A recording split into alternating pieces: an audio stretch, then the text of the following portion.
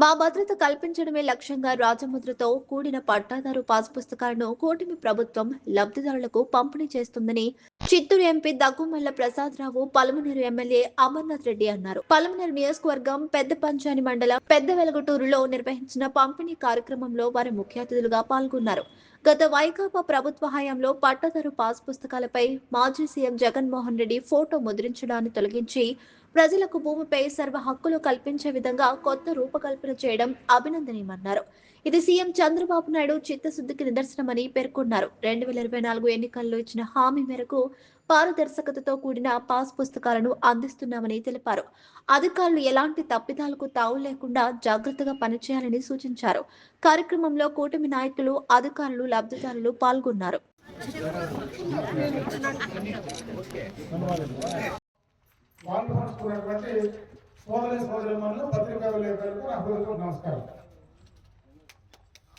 ఇప్పుడే పాస్ పుస్తకాలకు సంబంధించినటువంటి విషయాలపైన రైతులు 2-3 విషయాలు చెప్పారు. దానికి మన పార్లమెంట్ సభ్యులు కూడా ఏం చేయాలో చెప్పారు.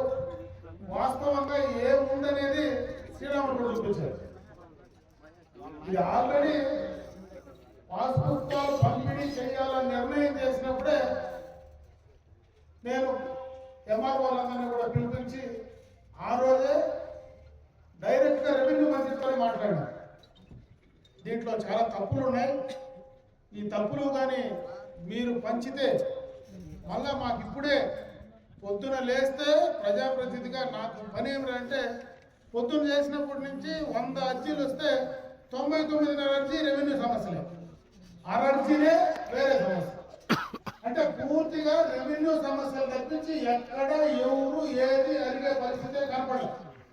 దీనికి అందరికీ కారణం ఏమిటంటే గడిచిన 2019, 25, 24 మధ్యలో ఉన్నటువంటి ప్రభుత్వం, ఆ రోజు జగన్మోహన్ రెడ్డి గారు తీసుకున్నటువంటి నిర్ణయాలు, ఆ రోజు ఆయన బొమ్మ వేసుకునే ఉద్దేశంతో సర్వేరాల పైన బొమ్మలు కొట్టించుకోండి, పాస్ పుస్తకాల పైన బొమ్మలు ప్రింట్ చేసినారు.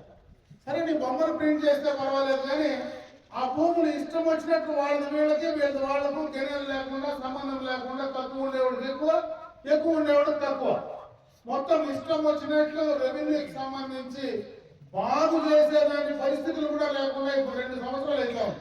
2 సంవత్సరాలు బట్టి కంటిన్యూస్ గా ఈరోజు ప్రభుత్వం, ముఖ్యమంత్రి గారు దీనిపైనే పూర్తి స్థాయిలో పనిచేస్తూ ఉంటే ఈరోజు అధికారాలన్నీ కూడా పారదర్శకంగా ఉండాలని జాయింట్ కలెక్టర్ దగ్గర ఉండే అధికారాలు దాదాపు ఈరోజు మన ఆర్టీఓ గారికి, ఎంఆర్ఓ గారికి డైరెక్ట్ గా ఆ అధికారాలు కూడా వాళ్ళకి బదలాయిస్తూ ఉన్నారు. ఇన్ని చేసినా ఇంకా మనం తప్పులు చేస్తూ ఉంటే చాలా ఇబ్బందికరమైనటువంటి పరిస్థితి. ఎందుకంటే నిజంగా ఇచ్చేది ఒక రోజు లేట్ అయినా పర్వాలేదు, కానీ మళ్ళా వాళ్లకు తప్పులు ఉండేటిపించి మళ్ళా గ్రామాల్లో ఒకరి మీద కొట్టుకునే పరిస్థితి రాకుండా ఉండాలి. కొత్తగా వచ్చినాము కానీ వీళ్ళంతా అప్పుడు చేసిన వాళ్ళే.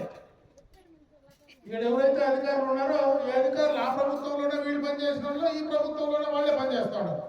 కాబట్టి వాళ్ళకి తెలుసు ఎక్కడ ఏం జరుగుతుంది, ఏం చేయాలని. అయినా అవగాహన లేకుండా మళ్ళీ తెచ్చి అదే మళ్ళీ మీకు ఇచ్చి మళ్ళా మాకు పని పెట్టే కార్యక్రమం చేస్తూ ఉంటే ఇంకేమన్నా నాకైతే అర్థం కావడం లేదు. నిజంగా గ్రామాల్లో అటుండే బిఆర్ఓ, ఎవరు బిఆర్ఓ, మరి వాళ్ళకు ఉండే భూమి కానీ కరెక్ట్ గా ఉండే పాస్బుక్ వాళ్ళకి ఇస్తున్నామా, లేకుండా నీకన్నా అవగాహన ఉండాలా, లేదు నిన్నన్నా అడిగి ఆయన చెప్పాలా. మీరిద్దరూ చేరి మమ్మల్ని ఎంతమందిని పని జరగొడుతూ ఉన్నారు, వాళ్ళు ఊరిలో కొట్టాడు పెడతా ఉన్నారు. ఏం లాభం? దానివల్ల ఎవరికి ఫలితం ఉంటున్నా ప్రభుత్వానికి చెడ్డ పేరు వచ్చే తప్పించి పని చేయాలనే ఉద్దేశం ఉండే ఈ ప్రభుత్వానికి, చంద్రబాబు నాయుడు గారికి ఈరోజు రెవెన్యూ సమస్యలు అనేటివే ఈ రాష్ట్రంలో కనపడకూడదు ప్రయత్నం చేసి ఆర్గనైజేషన్ లో తనకలు చేస్తూ ఉంటే మీరు చేసే తప్పుడు విధానాల వల్ల, తప్పుడు పనుల వల్ల ఆ రోజు అంటే అట్లా చేస్తే ఈ రోజు వస్తే ఇట్లా చేస్తూ ఉన్నారు. ఆ రోజు ముఖ్యమంత్రి అయితే నాకు బొమ్మలు వేస్తే సర్లే, నా బొమ్మ ఉంటే సర్లే అని ఆయన దీనిపైన అవగాహన లేకుండా ఆయన నాశనం చేశారు. మీరందరూ చేరి ఇప్పుడు మళ్ళా రైతులకి ప్రజాప్రతినిధుల మధ్యలో సంబంధాలు లేకుండా చేసే పరిస్థితి చేస్తూ ఉంటే ఏమన్నా అంటా ఉన్నా. నేను అందుకే చెప్తా ఉన్నా, ఖచ్చితంగా మీకు నిజంగా కరెక్ట్ గా రైతులు అడిగి ఈ పాస్బుక్ నీకు ఇవ్వచ్చునా, నీది కరెక్ట్ గా ఉందా, ఉండే వాడికి ఇవ్వండి. లేనివాడికి ఎందుకు ఇస్తావు నువ్వు? తప్పులుంటే మళ్ళీ వాళ్ళకి ఎందుకు పాస్బుక్ ఇవ్వాలా? మళ్ళీ పాస్బుక్ ఇచ్చేసినా మళ్ళీ నువ్వు అప్లికేషన్ పెట్టుకుంటా ఉంటారు. అంటే పాస్బుక్ ఇచ్చేయాలా, మళ్ళా వాడు నీకు అప్లికేషన్ పెట్టాలా, మళ్ళా వచ్చి నువ్వు సర్వే చేయాలా, మళ్ళా నువ్వు మార్చేయాలంటే నీకు పని కావాలా? నీ దగ్గర రాకపోతే విషయం రాదు, అంతే కదా బాధ. నీ దగ్గరికి వస్తూ ఉంటే విషయం వస్తూ ఉంటుంది, లేకపోతే బాధ, అంతే కదా బాధ. సమస్య అక్కడే కదా వస్తూ ఉంది. ఒకసారి రెవెన్యూ సమస్యలు తీరిపోతే నీ దగ్గరికి ఎవరు రారు. మీకు రాదు కాబట్టి సమస్యలు కంటిన్యూగా ఉంటే కానీ మీరు బతకలేరు, వాళ్ళు బతకలేరు. మేము ఈ మీటింగ్లకు మేము వచ్చే పరిస్థితి లేదు. ఇది తప్పు. 100 సార్లు క్లియర్గా చెప్పినా, ఇంత క్లారిటీతో చెప్పినా కూడా మళ్ళా మీరు తప్పులుండే పాస్బుక్లు ఎక్కువ నుంచి వాళ్ళ చేతికిచ్చి వాళ్ళకి అన్యాయం చేసేటువంటి కార్యక్రమం ఈరోజు ప్రజల్లో ప్రభుత్వానికి చలకలు తెచ్చేటువంటి కార్యక్రమం చేస్తామంటే ఏమనాలి అంటున్నా. రేపటి నుంచి మొత్తం ఆపండి. మీరు రైతుతో మీరు ఏ పాస్బుక్ అయితే రైతు ఇవ్వదలుచుకున్నారో ఆ రైతు ఎస్ నాకు కరెక్ట్ అంటేనే అది ఇవ్వండి. కరెక్ట్ కాకపోతే పాస్బుక్ ఇవ్వద్దు. వాళ్ళు అప్లై చేసుకోమనంటే మళ్ళీ సర్వే చేయండి. క్లియర్ గా ఉండే పాస్బుక్ మాత్రమే ఇవ్వండి. క్లియర్ గా లేరు ఎందుకు ఇవ్వాలా? కాబట్టి క్లియర్ గా ఉండే పాస్బుక్ ఇచ్చే ప్రయత్నం చేయండి. దయచేసి ప్రభుత్వానికి చెడ్డపేరు తీసుకొచ్చే కార్యక్రమం చెయ్యొద్దని చెప్పి నేను మనందరూ కూడా కోరుకుంటున్నా. మీరు కూడా ఎవరేం భయపడాల్సిన పని లేదు. భూమి ఆడికి పోయేదిలే, ఎవరు ఎత్తుకొని పోయేదిలే, వీళ్ళేం చేయలేరు. మన భూమి ఎవరు ఎత్తుకోమన్నారు ఇల్లు. జగన్మోహన్ రెడ్డి కొమ్మేసుకున్నాడు, ఏమన్నా మన భూమి పోయిందా? జగన్మోహన్ రెడ్డి పోయినాడు ఇంటికి, కానీ మన భూమి అట్లే ఉంది. ఇప్పుడు మళ్ళీ ఇంకో పాస్బుక్ మళ్ళీ వచ్చింది కాబట్టి ఎవరు భయపడాల్సిన పనిలే. ఖచ్చితంగా మనకు న్యాయంగా మీ హక్కు, మీ తాతలు ముత్తాతలు సంపాదించిందో, మీరు కష్టపడి సంపాదించినటువంటి భూమి ఖచ్చితంగా హక్కు ఇవ్వాల్సిన బాధ్యత ప్రభుత్వానికి ఉంది. తీసుకోవాల్సిన అధికారం, ఆ హక్కు ఖచ్చితంగా మీకు ఉన్నాయి. కాబట్టి ఖచ్చితంగా మీరు ఏదైనా ఉన్నా నేరుగా రెవెన్యూ వాళ్ళతో మాట్లాడండి. మీకు ఏదైనా అంతకు ఇబ్బంది వస్తే డైరెక్ట్ గా నా దగ్గరికి రావచ్చు, లేదంటే నేను కలెక్టర్ కూడా చేసి ఈరోజు కలెక్టర్ గారు కూడా డైరెక్ట్ గా మనం పీజీఆర్ఎస్కి ఇచ్చేటువంటి అవకాశాలు ఉన్నాయి. ఆర్డీఓ గారు రెడీగా, మనకు ఆర్డీఓ పలమనేరులోనే ఉంటారు కాబట్టి ఇప్పుడు ఆమె కూడా తగ్గిపోయింది ఏరియా. పుంగనూరు అంతా కూడా ఎట్లా అట్లా పోయింది. మనం ఉండేది మన నియోజకవర్గానికి ఆర్డీఓ ఇప్పుడు పక్క నియోజకవర్గాలు చూసే పరిస్థితుల్లో బంగారుపాలెం అట్లా వెళ్ళిపోయింది, పుంగనూరు అట్లా వెళ్ళిపోయింది.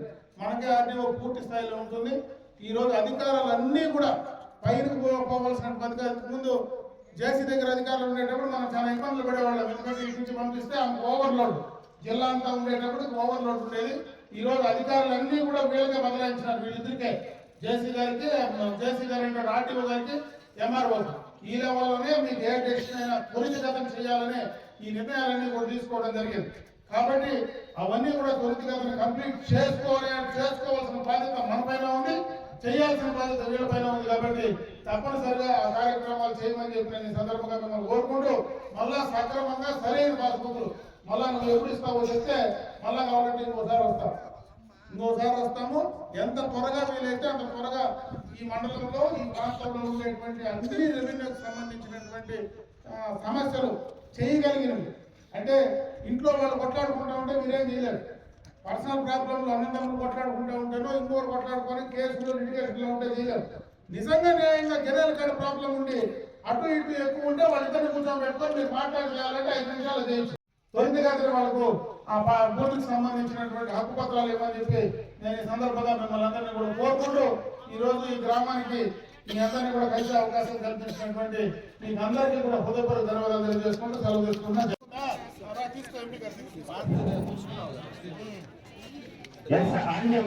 సార్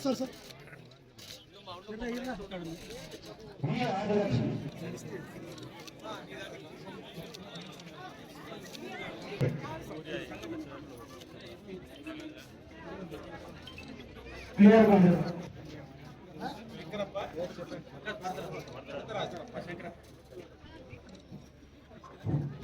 గా